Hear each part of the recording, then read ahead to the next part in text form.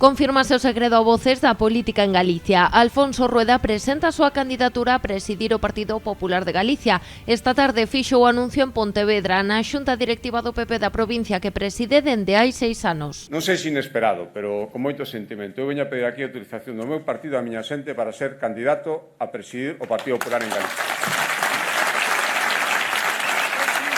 E polo tanto,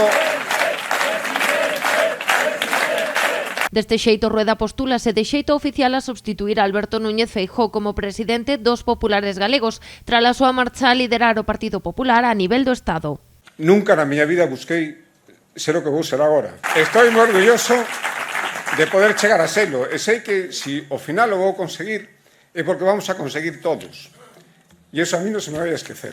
Durante o seu discurso, o vicepresidente primeiro da Xunta comprometeuse a traballar para conseguir resultados para o partido nesta nova etapa. Ademais, fixo un chamamento á unidade e ao traballo. Non hubo un PP de Fraga, nin un PP de Feijóo, nin un PP de Albor, nin vai haber un PP de Rueda, aquí hai un PP de Galicia. Vamos a seguir unidos, vamos a seguir fortes, vamos a seguir ilusionados, vamos a seguir humildes, vamos a seguir serenos e vamos a ir a por todas.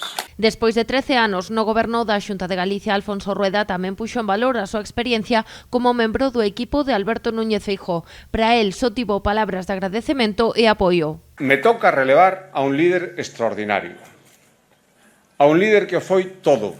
Teño que dicir que ese paso generoso que dá, esa consolidación que tiña en Galicia e que podía seguir por moitísimo tempo, merece que o Partido Popular de Pontevedra lle apoie para ser o seguinte presidente de España, sen ninguna dúbida. Rueda puxo tamén deberes aos afiliados do Partido Popular. Asegurou que o reto non é só manter os bons resultados, senón tamén melloralos. E o Partido Popular de Galicia e o traballo da Xunta de Galicia e quen a presida e quen a compoña ten que ser a quinta maioría absoluta e ten que seguir sendo o referente. E iso empeza hoxe e aquí. O prazo para presentar as candidaturas a presidir o PP de Garre mata o vindeiro 28 de abril, aínda que todo apunta a que a de Rueda será a única, tendo en conta ademais que ten o apoio dos varóns provinciais do PP. O partido celebrará o Congreso os días 21 e 22 de maio en Pontevedra.